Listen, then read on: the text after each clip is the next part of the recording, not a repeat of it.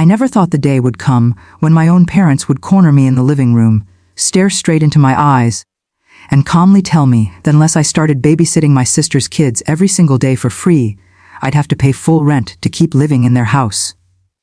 The way they said it, like they were offering me a fair deal, still stings in my chest.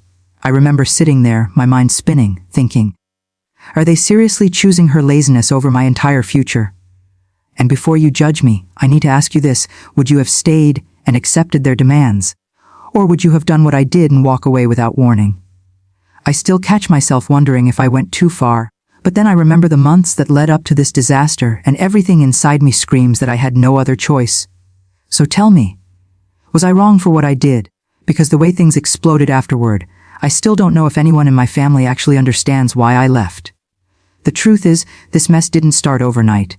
My older sister, Lily, has always been the golden child.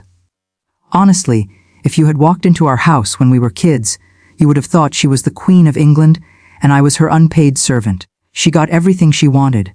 New phone every year, fancy clothes, birthday parties that looked like they were sponsored by a celebrity. And me, I was the quiet one, the independent one, the one who didn't need much. That's how my parents always justified the imbalance.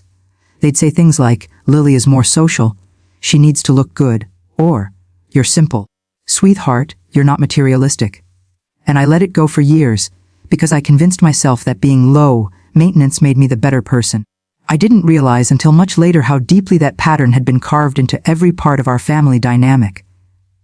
When Lily got pregnant with her first kid at 19, my parents turned their entire world upside down for her. They remodeled rooms, bought crib after crib, turned the basement into a playroom, and signed her up for parenting classes she never even attended. She always had an excuse. And the moment her baby was born, I became the convenient, built-in babysitter. I was 16. I barely understood how to take care of myself, let alone an infant that wasn't mine. But every weekend, every school holiday, every time Lily needed a break, it was me holding a crying baby while she slept in, partied, or lounged around scrolling on her phone. And my parents would smile at me and say, "You're so mature for your age. You're so responsible. Lily needs help right now." That right now turned into years. By the time she had her second kid, I was in college, commuting from home to save money. I was juggling exams, part-time jobs, late-night study sessions, and somehow still expected to drop everything whenever Lily snapped her fingers. And it was never phrased as a request. It was always, "You're home anyway. Just keep an eye on them." Or, "Your sister is exhausted. Can't you help?" Or the one that made my blood boil, "Family supports each other." I always wondered why that phrase only applied to me. Why wasn't Lily expected to stand on her own feet? Why wasn't she held accountable? Why was I the only one expected to sacrifice everything for the sake of family? Then came the moment everything started unraveling. I was in my final year of college, working 2 part-time jobs to cover tuition and save for my future. I barely slept. Some nights I'd crash in my car between classes because driving home wasn't worth the time. But despite all that, I tried to contribute to the house. Clean when I could, cook when I could, and stay out of everyone's way. I wasn't a burden, and I made sure of it. But somehow, my sister's laziness got worse. She was 27, perfectly capable of working, but refused to. She floated from one half-hearted job interview to another, always blaming something: her kids, her schedule, her mental exhaustion. Meanwhile, she spent hours watching shows, going out with friends, and leaving the kids behind like they were afterthoughts. And every time she disappeared, someone would knock on my door with that same familiar line: "Can you just watch them for a little while?" A little while always turned into hours. One night, I was in my room working on a final project that was worth nearly half my grade. I'd already rescheduled everything to make time for it. I had headphones on, trying to focus, when suddenly my niece and nephew ran into my room screaming and fighting over a tablet. I jumped up and asked where their mom was. They shrugged. Turns out she'd left 20 minutes earlier. No note, no warning, nothing. She just assumed I'd take care of them. And of course, my parents acted like I was overreacting when I confronted her later. They said things like, "She needed a break," and "She's stressed," and "Stop being dramatic. You're good with the kids." But they never once told her she was irresponsible. They never once asked her to step up. They never once acknowledged that she was using me. Things escalated when I got a full-time internship, an opportunity I had worked years for. It was supposed to be the start of my career, something that could actually change my life. I was thrilled. I told my parents over dinner, expecting them to be happy for me. And at first they were. But then my mom said the words that made my stomach drop. "This means you'll have to coordinate your schedule with Lily's so the kids aren't left alone." As if my life revolved around Lily's convenience. I told them I couldn't babysit during work hours, that I needed to focus on this internship, that it mattered to me. My dad looked annoyed. "So what are we supposed to do?" He snapped. "Lily can't handle everything alone. You live here, you should contribute." That was the first time I said no. A full, firm, unapologetic no. You'd think I slapped them across the face from the way their expressions changed. But I held my ground. I told them I didn't mind helping occasionally, but I wasn't sacrificing my internship for Lily's irresponsibility. My mom sighed dramatically and said, "You used to be such a sweet girl. When did you become so selfish?" And I remember feeling something inside me crack. Selfish. After years of giving up my time, my sleep, my plans, selfish. The days that followed were tense. Lily stomped around the house complaining about how useless I was. My parents started treating me like a rebellious teenager instead of a grown adult. Small things became arguments. They criticized the way I ate, the way I slept, the fact that I hid, in my room, anything they could latch onto. And the final straw came one Sunday morning. I was eating breakfast, trying to mentally prepare for my upcoming internship week, when my dad cleared his throat like he was about to deliver a big speech. He said, "Your mother and I have talked about this, and things need to change. You're an adult now. If you aren't going to help with the kids anymore, then you'll need to pay full rent. No exceptions." I remember staring at him, fork halfway to my mouth, completely stunned. Full rent, their full rent, wasn't even reasonable. They wanted me to pay the same amount someone would pay for a single apartment in the city. Even though I had a tiny room, zero privacy, and constant obligations thrown at me. And the timing was perfect for them. Right when I was starting my internship. Right when I needed stability. Right when I had the least time to fight back. Lily was smirking behind her coffee mug. She knew exactly what they were doing. They were pushing me into a corner, hoping I'd give in and go back to babysitting. Because that was easier for them. I asked them why I had to pay rent when Lily didn't. My mom waved her hand like it was a stupid question. "She has kids. She needs support. You don't." And that was it. That was the moment everything became crystal clear. They didn't see me as a daughter. They saw me as a tool, a backup parent, a free service. And if I refused to play that role, they'd punish me financially. I felt something cold settle in my chest, and instead of crying or yelling, I just nodded. I said, "Okay. Got it." My parents thought I was agreeing. They didn't realize that in that moment, I made a completely different decision. For the next week, I acted perfectly normal. I woke up early, attended my internship, came home, stayed polite, kept my room clean, did everything they couldn't complain about. But inside, I was planning.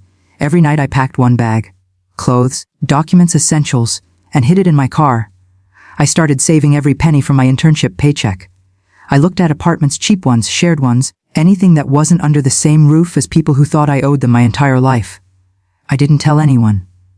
Not my friends, not my coworkers, not even the kids I'd practically helped raise. I didn't want any emotional pressure. I didn't want anyone convincing me to give them one more chance. I was done. And here's where I pause and ask you again. What would you have done? Imagine being guilt-tripped your entire life, manipulated into sacrificing your dreams, and then threatened with rent the moment you said no. Imagine knowing that no matter how much you gave, it would never be enough. So put yourself in my shoes for a second. You're planning to walk away from your family. The same people who raised you.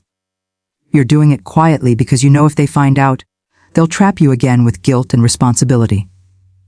Before I tell you how I left and what happened afterward, I want you to seriously think about it. Would you have stayed and continued being used? Or would you have done exactly what I did and leave without looking back? Comment below what you would have done, because I really want to know if anyone else would have handled it differently. The night I left didn't feel real. I had found a small studio apartment about 30 minutes away from my internship. It wasn't fancy, one window, a tiny kitchen, a bathroom barely big enough to turn around in, but it was mine. I signed the lease, paid the deposit, grabbed the keys, and sat in the empty room for a moment, just breathing. I kept waiting to feel guilty, to feel scared, to feel something. But all I felt was relief. A huge, overwhelming wave of relief that made my eyes sting. And then I drove home one last time. My parents were asleep. Lily wasn't home, probably out drinking with friends. The house was quiet, the kind of quiet that usually made me anxious. But not that night. I walked down the hallway, past the family photos hanging crooked on the wall. Photos where Lily was always smiling, always holding center stage, while I faded somewhere in the corner. I opened my bedroom door and looked around one last time. It wasn't much, just a small bed, a desk, and the walls I'd stared at through countless sleepless nights. Everything was already packed except for my blanket and my charger. I grabbed them quietly, folded the blanket, unplugged the charger, and stood there for a moment. Despite everything, a part of me wondered if I should leave a note. Something simple like, "I'm moving out. I'll come back for the rest of my stuff later." But the more I thought about it, the more I realized a note wouldn't matter. They wouldn't respect it. They'd call me dramatic. They'd demand I return. They'd twist everything to make me feel like the villain. So instead, I slipped out the door with my heart pounding, walked to my car, and drove away without looking back. I didn't even check the rear view mirror. It felt symbolic, like I was finally breaking the cycle. When I woke up in my new apartment the next morning, the silence felt strange, almost too loud. There was no sound of my niece crying, no footsteps racing down the hallway, no one pounding on my door asking me to do something. Just the faint hum of the fridge and the morning sun slipping through the blinds.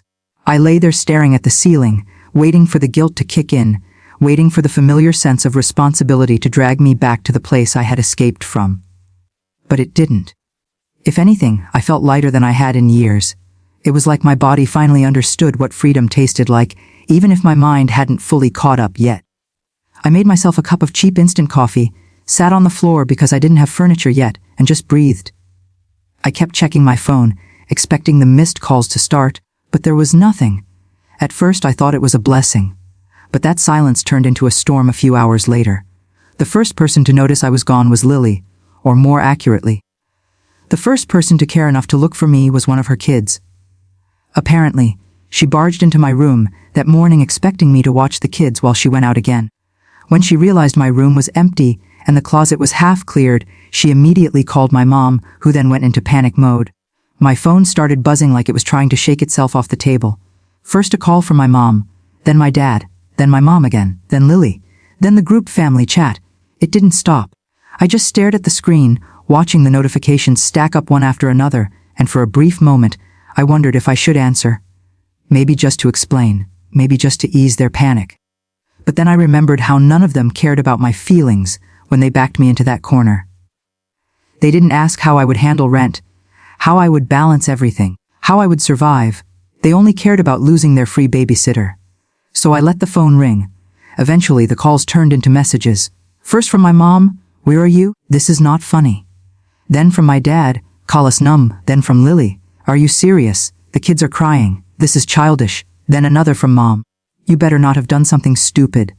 Then another, "You have responsibilities here." Then, "We are not paying for your stuff if you walked out." And the one that made me laugh out loud in disbelief, "You owe us an explanation." Oh, the irony was almost poetic. Later that evening, after I'd unpacked a few boxes and bought a cheap mattress, I finally texted back one sentence. "I moved out. I'll come back for the rest of my things when you're all home." I put my phone on silent after that, because I knew what was coming. My mom went into full meltdown. She sent paragraph after paragraph about how unsafe it was for me to live alone, how ungrateful I was, how embarrassing it was for her to explain to relatives that I had run away. My dad told me I was being dramatic and accused me of breaking the family apart. Lily, of course, made everything about herself. "You abandoned the kids," she wrote. "They're asking for you. How dare you put your selfish needs above their emotional health?" As if she'd ever cared about anyone's emotional health but her own. But the message that cemented my decision to never go back wasn't from any of them. It was from my little niece. Well, actually from Lily using my niece's tablet to guilt trip me. It said, "Auntie, why did you leave me? I miss you," with a picture of her holding her stuffed bunny. It wasn't her fault. She didn't write that. She didn't know what was happening. But Lily knew exactly what she was doing. She knew that out of everyone in that house, the kids were the only ones who could pull at my heart. And she weaponized that. Seeing that message physically hurt. I sat there with tears in my eyes, hating that the only people I truly loved in that house were being used against me. I didn't respond. I couldn't. For the next few days, things were chaotic. My parents tried bribing me, threatening me, manipulating me, bombing me, everything they could think of. But I stayed firm. I had a job, a place to sleep, and for the first time in my life, a sense of control. I didn't owe anyone anything. I wasn't abandoning the kids. I was abandoning the toxic system that kept me chained. And that distinction mattered, even if no one else understood it. A week later, I finally went back to grab the rest of my things. I deliberately chose a time when I knew my parents and Lily would all be home. I didn't want to sneak in. I wanted them to see me. I wanted them to understand that I wasn't scared of them anymore. When I pulled into the driveway, my stomach flipped, but I swallowed the nerves and walked inside. My mom was sitting on the couch with her arms crossed, her face tight with anger. My dad was standing near the stairs with the same disappointed expression he'd perfected over the years, and Lily was on the recliner acting like she was the victim of a crime scene. My mom spoke first, her voice sharp. "So you really did it? You really abandoned your family?" I calmly said, "I didn't abandon anyone. I moved out." She scoffed and said, "Same thing." My dad chimed in, asking me why I didn't talk to them. I told them I tried, many times, but they never listened.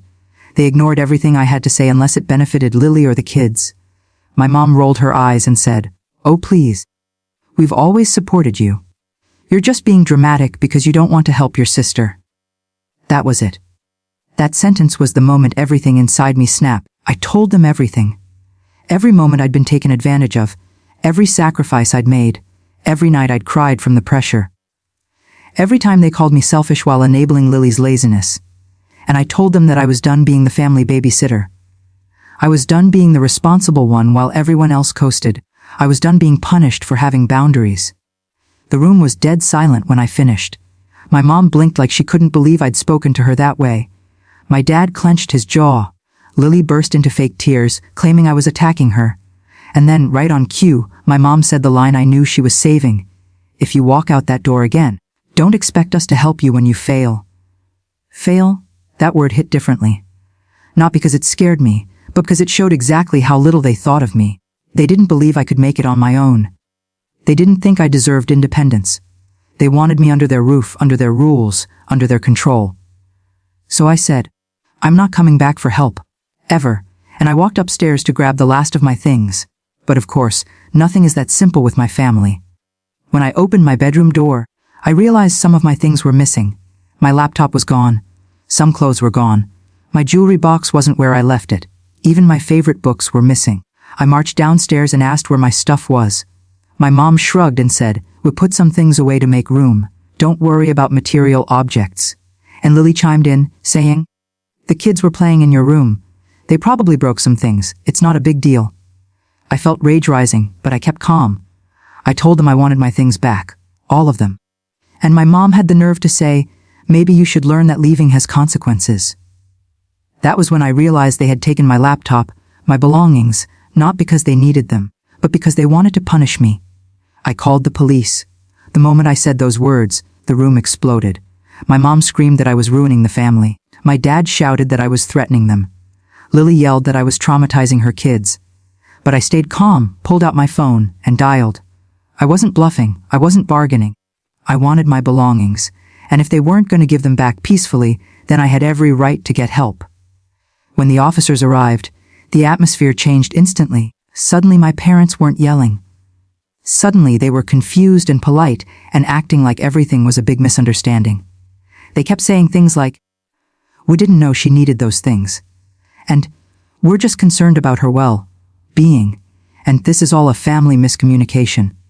But the officers didn't care about the melodrama. They asked where my belongings were, and after some reluctance, my dad went to the garage and pulled out a bin. My laptop, some clothes, the jewelry.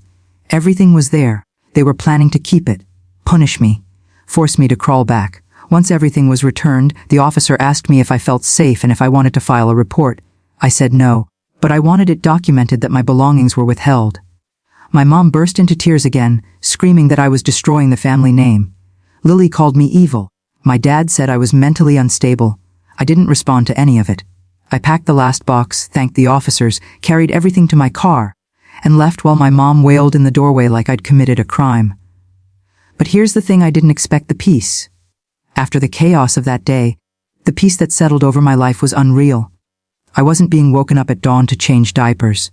I wasn't being blamed for every small inconvenience. I wasn't being bullied into sacrificing my time. I went to work. I came home. I cooked what I wanted. I slept when I wanted. I studied in silence.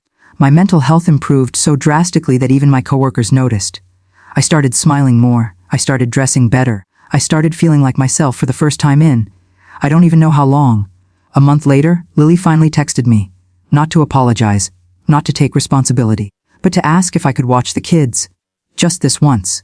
She said she was overwhelmed. She said she needed a break. She said I knew the kids better than anyone. And then, when I didn't respond, she said, "Fine, be that way. You'll regret abandoning your family when you're alone." And you know what I realized? She needed me far more than I ever needed her. My entire family had built their comfort on top of my sacrifices, and without me, they were falling apart. But the real blow came later. My dad called and said, "We've decided that if you want to come home, you're welcome. But things will be different." I almost laughed. Different. As in they'd suddenly respect my boundaries. Treat me like an adult. Treat Lily like a responsible parent. He said, "If you move back, we'll reduce your rent. But you'll need to help with the kids when needed. Just occasionally, when needed. Occasionally." The same lines they'd fed me for years. I told him no. He said, "Don't be stupid," and I hung up. I haven't spoken to him since. Over time, the messages slowed. The guilt trips stopped. The attempts to bait me back home faded. I guess they finally realized I wasn't coming back. My life moved forward. My internship turned into a full-time job. My apartment became a home. I made new friends. I went out. I slept in. I traveled. And for the first time in my life, my time belonged to me. Sometimes, when I'm lying in bed late at night, I wonder if I made the right decision. Not because I miss them, but because I miss the kids. They didn't deserve to be caught in the middle of all this. They didn't choose their mother. They didn't choose the family dynamic. They didn't choose any of it. I still love them deeply. Maybe someday when they're older, they'll understand why I left. Maybe they'll come find me. Maybe they'll ask me for my side of the story. And I'll tell them everything. Not to turn them against anyone, but because they deserve to know the truth. As for the rest of my family, I don't regret leaving. I don't regret choosing myself. I don't regret walking away from people who only saw me as a tool. But I always wonder, if I hadn't left, what would my life look like now? Probably a never-ending cycle of babysitting, guilt, exhaustion, and resentment. I wouldn't have the job I have now. I wouldn't have my independence.